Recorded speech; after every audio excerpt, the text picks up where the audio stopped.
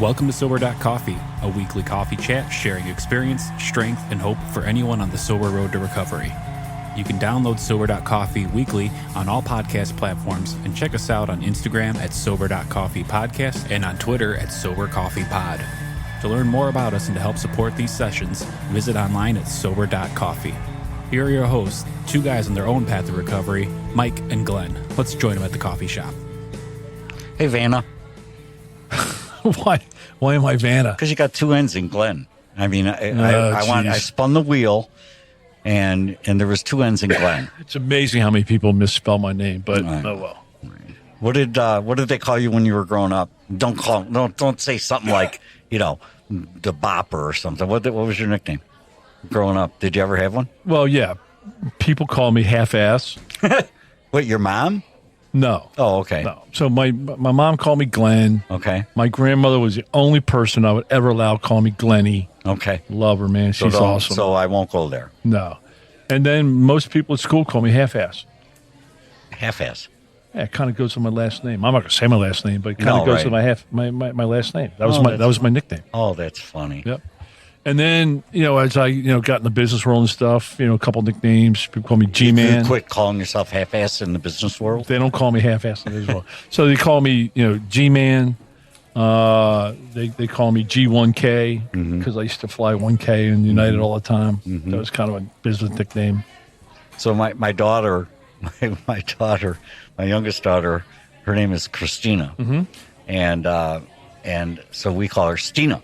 Mm-hmm. Well, my father-in-law was from Holland, and so Stina shortened in his way was Stinkja. Oh, so I shortened Stinkja to Stinky. Stinky, right. Okay, which was cute when she was 6, 7, 8, 9, 10. Somewhere in about high school, she says, "Dad." "Yeah, honey." She says, "When boys come over, please don't call me Stinky." Dude, I almost spit my Coke out. So my wife... Well, let me ask you before I tell the story. Yeah. What's your favorite name being called? That's funny. At 60 years old, I like Mikey. Mikey's just... That's why I call you Mikey. Yeah, I'm okay with that because it's personal. It's a term of endearment. Yeah. Term of endearment. Yeah, so my wife calls my daughter, she's adorable, and my wife's very emphatic, and, she's just bubbly, and... So she calls my daughter since she was young. So, I've known my wife like almost 8 years now. Sweet Cheeks. Sweet Cheeks. And so it's a habit, right? Mm-hmm. We obviously have habits. Well, it's a habit. So now she's a junior in high school and she's calling her Sweet Cheeks. I'm like, she probably doesn't like that. You want to advance to the next one. Yeah, you probably want to pass one. Yeah. So are we here to talk about nicknames, or are we here to get down to the business of helping others stay sober? I think we should continue on the nicknames. Okay. No, I'm just kidding. Because we're sometimes we're not really good at what we do. So nice. Yeah. No, we appreciate the feedback that we get, and it's people can get a hold of us at podcast at Sober.Coffee. And it's funny because somebody in one of the reviews, folks, if you got time, just drop in some reviews there on Apple or Spotify. You know why? Wherever. Why? Because the next struggling stroke your ego? No, not at all. The next struggling alcoholic is going to be Googling something like mindful drinking or something. You're the SEO king these days. Right? I know, right? That's awesome. And they're going to be Googling it, and all we want is a chance to come up that we can give people real recovery conversation. Just a real recovery conversation. Connect with people on the sober path, or looking to get on the sober path. Right. And why did we do the podcast? We did the podcast because that's where the universe is now. They're digital. They're out there. They're, we're going to expand over into YouTube at some point. And well, the reason why we did the podcast was it was early COVID. Right.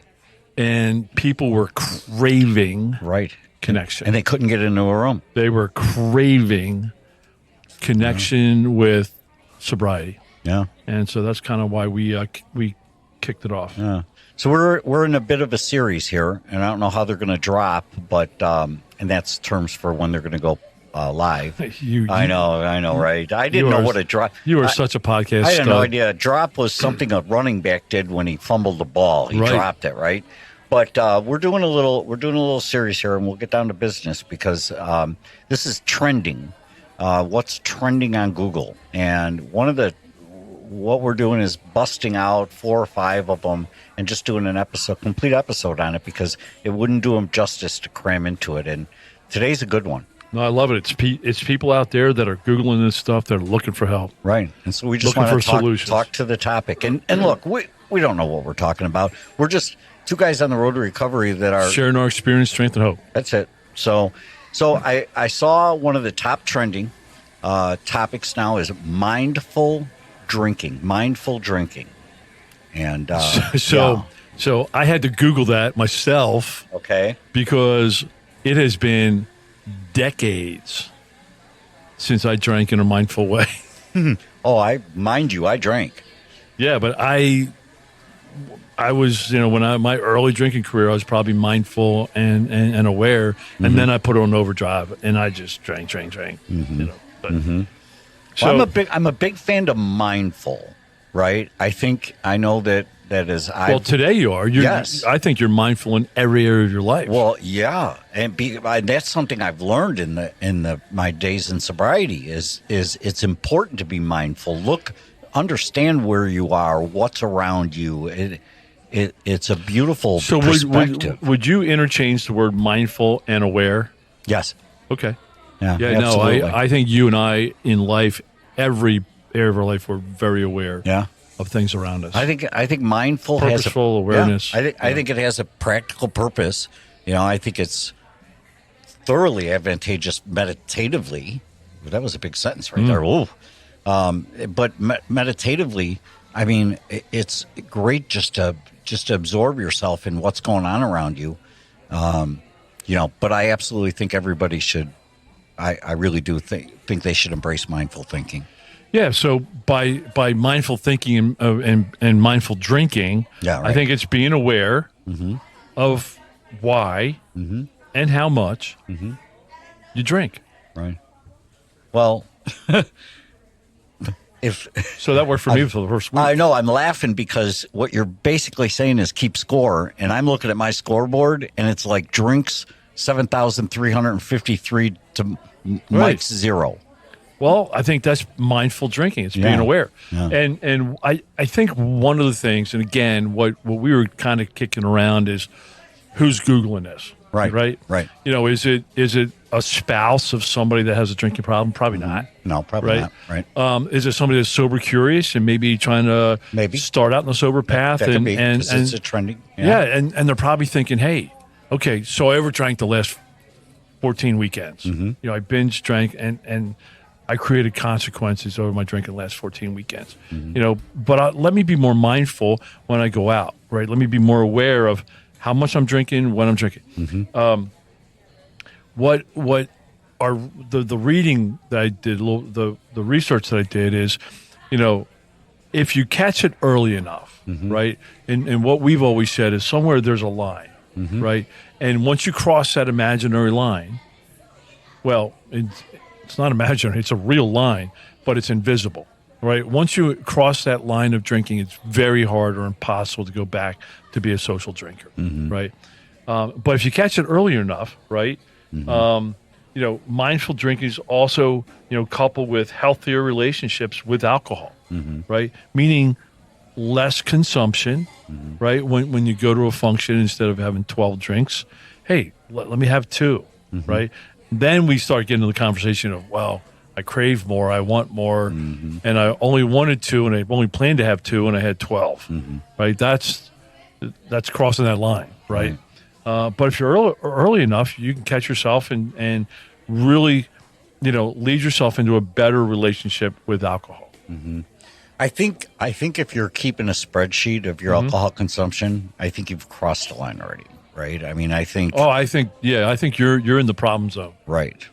But psychologically and physically, maybe it hasn't latched in. I don't know. I'm not to that degree of expertise. Right. Right. Well, I know, like, let's transcend over to smoking, right? And there's a smoking cessation programs that say identify when you're smoking. Mm-hmm. Okay, take an index card and write down, I just ate, I had a cigarette. I just got in the car, I had a cigarette. Mm-hmm. I just, right? And then you analyze that at the end of the day. This is, a smoking cessation program. And you analyze it and you say, all right, well, here's what I'm going to do. I'm going to, instead of having a drink right after I eat something or a smoke after I eat something, I'm going to wait 5 minutes. And you do that for a week. And then you wait 7 minutes. And then you wait 10 minutes, right?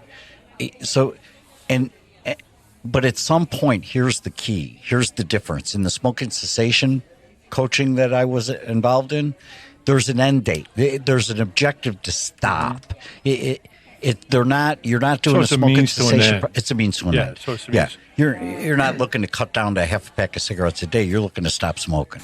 Yeah. So I think one of the things for mindful drinking is, before you take a drink, right? And I'm talking to the sober curious people. I'm talking to the ones that are just trying to cut back and drink healthier, right, and less problems. Mm-hmm. And hey, just because you had one bad binge, and don't punch me on this, because you might disagree, but I don't think if you drink 1 or 2 or 3 times a month or a quarter, and you have one bad drinking weekend, binge weekend, where things got out of control, you went to a party, you got caught up, and you got drunk, and I'm not sure if you're an alcoholic at that point. I can't really answer that, but there's something to be aware of, right?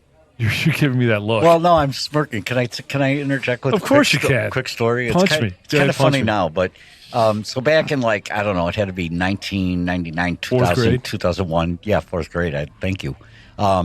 Anyway, I went down to Tampa for the Super Bowl, and what they had at halftime, Mike Ditka was there, coach of the Bears, and so what they did at halftime was, instead of going to the TV, they just had them doing commentary. It was a big event. It was a big, conference, and somebody paid them a bunch of money, right? So anyway, I had a relationship with the bartender.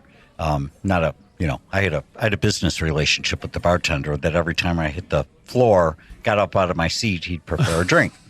So anyway, I have no really recollection of the evening, except I woke up the next morning and I had a signed ball from Mike Ditka. Wow. In my hotel room. I had a shirt, brochures, a note. It was great spending time with you. Holy smokes, that's awesome. Right? And I'm like, so we had a golf outing the next morning. Mm-hmm. I get in the golf cart, and I'm thinking to myself, this is it, man. That was a total blackout. I have absolutely no idea how this happened. Long story short, we're getting to the first hole, and we're riding, and I'm quiet. My head's banging. And I said to my golf partner, I said, the strangest thing happened. He goes, yeah, did you get the football in the room when you got back to the room too? They give them to everybody. Okay, so I thought I had a problem. It's just amazing how your brain messes. It's amazing how your brain. And so what did I do? I had a beer. Yeah, totally. So, but I wasn't, I wasn't being mindful, and yeah, it's a funny story now, but that was a reality check for me that things had gotten out of control. I really did not recall most parts of the evening, and the real challenge is for a normie, right? Somebody like you were saying, maybe you go out a couple of times. I know people who have gone over the line, but then they don't go over the line again for 5 years. If they ever do again. For the normie, mindful drinking could be a natural extension just of the desire, to be mindful. Yeah, but I think early on to be aware, before you take the next drink, right, just pause and say, hey, why am I drinking? What's going on here? Is this drink serving me? Is this what I want to do? Is this the right move for me? Right. And I'm saying that because that was so long ago for me, I can barely remember it, Mm-hmm. And maybe that might have helped somewhere along the way. If I did something like that, maybe that would have helped. But I probably would have answered to be, fully transparent and honest. I probably would have said, hell yeah, this is serving me. Give me 2 more. Yeah, right. I don't know. So how does mindful drinking play into the person who's listening to us who's on the road to recovery. I mean, do you think anybody on the road to recovery is Googling mindful drinking? No, I don't think so. I think, again, with mindful drinking, and I'll probably come back to that, but with mindful drinking, you say, okay, how can I be a mindful drinker, right? One, we already talked about, pausing and evaluating each drink, right? The second thing could be, making a drinking or alternative game plan. We've already talked about that a lot, right? Game plan, let's plan ahead. Let's think what we're doing. Let's go ahead and plan ahead. Flexibility. So many times I would sit there and say, I'm only having 2 beers tonight, and then I had 3, and then I beat myself up, and then by beating myself up, I didn't like how I felt. So I drank to, escape from how I felt about myself. The one tip I saw, and this tends to work, is be the first to order your drink. So with a group of people, be the first to order, because it's easy to follow somebody else, right? It's easy to order a beer, but if the guy or girl in front of you orders shots, right, now all of a sudden you're getting in line behind them, and you're like, oh, I got to have a shot because they're all having a shot, right? So order first, and that might mean order a Coke, right, or order a non-alcoholic drink. Set the trend, right? And another one is, when you're in those situations, rehearse what you're going to say. Say it out loud. I'm not going to drink tonight. That. I'm not drinking tonight. That's 4-month sober program I was in. I used to call it learn and live, because, it wasn't a lockup, right? It wasn't locked up like some rehabs I was in are locked up, but you actually, were able to go out into the town, and you went to the town for meetings, and you walked to meetings, you walked to restaurants, and, you sat in restaurants, and they would make me practice. They made me say out loud to the point where I got comfortable with it. You know what? I'm not drinking tonight. Ma'am, I'm not drinking tonight. Sir, I'm not drinking tonight. Can I have a Diet Coke, please? And I'm telling you, I tripped over those words, for a week, for 2 weeks, just because it just played with all the head trash going on. And I love that, because you're right. I remember how paranoid I was about what am I going to say when somebody offers me a drink. And I tormented over it. And I got the same advice that you got, which was know what you're going to say, practice it, say it out loud, and so you're ready, right? Which makes all the sense in the world. You know what turned out to be my go-to? What? 2 words. I'm good. Nobody questioned me. Can I get you a beer? No, I'm good. But it's the head trash. I know. It's not reality. It's all the crap, and we've talked about this a lot. Care. It's all this crap. I mean, there's 1 out of 100 that will care, and they're the asshole, and they're the ones that have the problem. Right. And then lastly is, if you do have a drink, don't pound them. Savor the one drink. Just have one. Right. So that's kind of mindful, and I almost feel hypocritical saying, well, drink one and savor it. Right. I mean, because your motto. Well, you're talking to the guy who's sober curious. Yep, you're right. I think in Sober Curious, check this out. When I was doing a little prep work for tonight, I found this stat. In 2019, 47% of adults, 47% of adults, let that sink in the U.S. said they were making efforts to reduce their alcohol consumption. Half of the people. That's like 100 million people. I know, right? Said they were making efforts to reduce their alcohol consumption. But check this out. So that's who we're talking to. Fewer than 1% of the drinkers were seeking outside help to change their drinking habits. That came from Nielsen.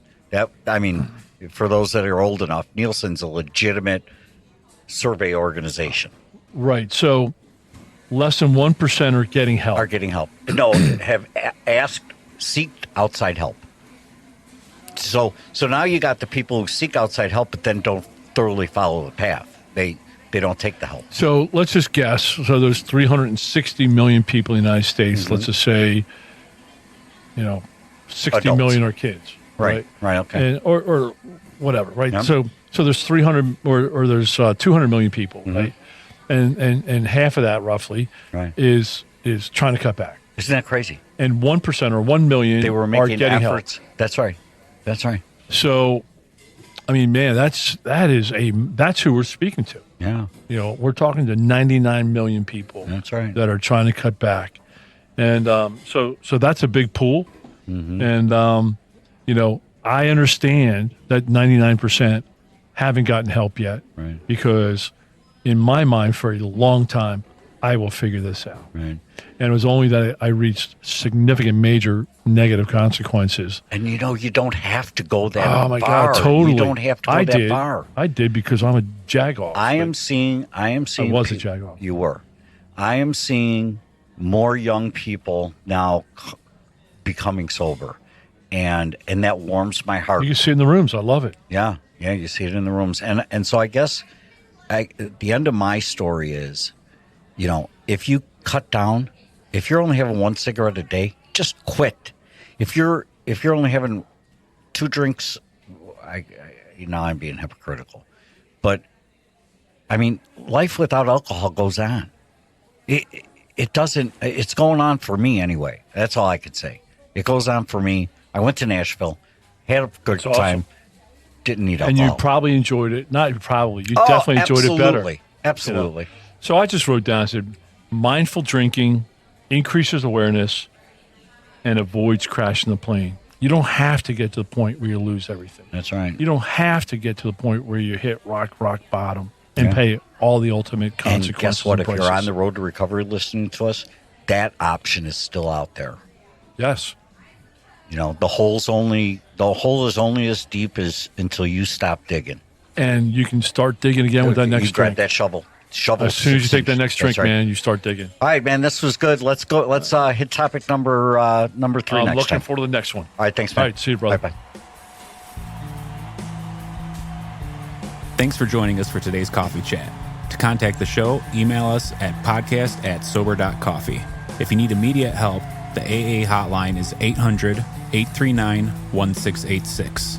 The National Suicide Prevention Hotline is 800-273-8255. Remember, Mike and Glenn are sharing their own journey on the path to recovery. Any suggestions, medical or otherwise, are their own experiences and should not be viewed as professional advice. See you next week, and remember, there is a solution.